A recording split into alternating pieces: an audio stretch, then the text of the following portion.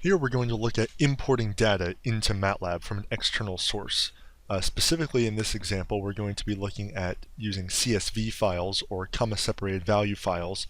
However, Matlab also has functions for importing Excel files, both in XLS format or XLSX format, among a variety of other text files that you can import as well.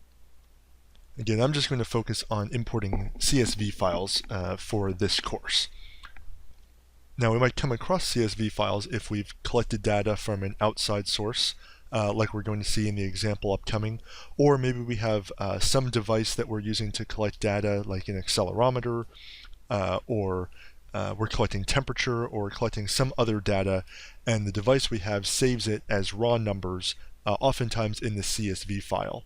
And then we want to import that file into Matlab to do other things with it, so we could visualize it, or we could change those numbers around or use them in other calculations once they're in Matlab.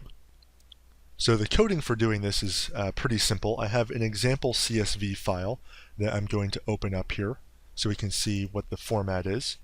Right, so a CSV file, again, is just comma-separated values, so it's just a list of numbers. And in this case, if we open it up in Excel, we see here that we have 2 columns of data. We have 124 rows of data. What this example is the first column of data is the year, and here it's broken down by kind of parts of a year. So this would be January, and then February, March, April, May of 2005, 2006, etc. And then the column B here, the second column, is the unemployment rate in the United States. So these numbers are coming from the Bureau of Labor Statistics, and they have freely available data in CSV format that you can use. A lot of government agencies have this type of data available if you want to do different sorts of studies. So Bureau of Labor Statistics or EPA or NSF. Also, if you look at academic papers or research projects, oftentimes they will publish some of the data they collect from their experiments. Again, oftentimes it might be in a CSV format. So right now we have all the data, and it's in, we can open it in Excel natively, and we can do different things in Excel with it, but we want to get it into Matlab since that's obviously the focus of this course. So what we can do is use the CSV read tool or read function in Matlab in order to get these columns of data into Matlab, into our workspace. So what I'm going to do is I have this M file, and it's important, at least the way I'm going to demonstrate here, that the CSV file and the M file we're working with are in the same directory. So if we look at this current folder box here, we see that I'm working, I'm in my current directory where L04 is, and the CSV file that I'm going to be working on is also here. So let me close it down over here and come back here. Okay, so since that CSV file is in the same directory, I can use this CSV read command, and then I want to put the file name that I want to read into Matlab. And again, CSV read, as the name implies, is only for CSV files. And I want to put in a single quote here the name of the file that I want to import.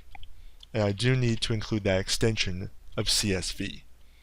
So if I just run this part of the cell, we see that's printed that data out. It's formatted in using scientific notation, but that's okay for right now. So at the moment it just printed it out. What I want to do is I want to save this data into a variable. Just for simplicity, I'm going to call this variable A and rerun this block of code. And now we see in our workspace we have A, which has 124 rows and 2 columns. Right? And again, the first column, because we know where the data came from, is the first column is my year, or parts of fractions of years, and then my second column is the unemployment rate in percent. So for this example, all I want to do with this data is visualize it or plot my data, simply I can use the plot command. But what I want is, right now A is 2 columns of data, and to use plot, I need to have a vector of data and then a second vector of data in order to use plot. So what I can do is I can break A down into its pieces. Right? So I'm going to create a new variable called YR that's going to be just the first column of A. So to take just the first column of the matrix A, I want to use colon because I want to use every row of A. and then a 1 because I want to take just the first column. So this means take the matrix A, I want every row but only column number 1. If I just run that, we see that that's going to give me just the years. And then I'll call UR for unemployment rate. That's just going to be the second column of data, so I just want the second column of A.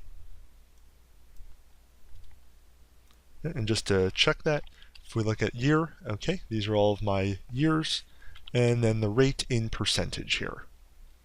So now that we're looking at the workspace, YR is a column vector and UR is a column vector, so I can use these in my plot command. So I want to plot the unemployment rate per year, so I want years in the x-axis and unemployment rate in the y-axis.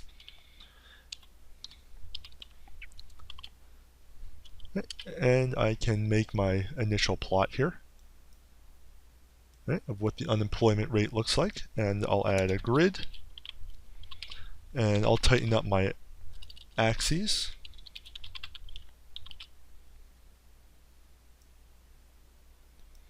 Right, so here again we see our unemployment rate, and lastly I can add a little bit more detail. I want the year,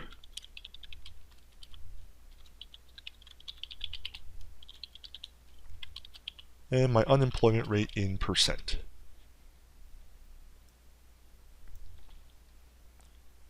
Now taking a step back from what we've looked at so far, in the past couple of weeks we've made functions, so we have some equation that determines what our variables are. What we're doing here is we have actual data that's not generated by a function, at least not by a function that we know.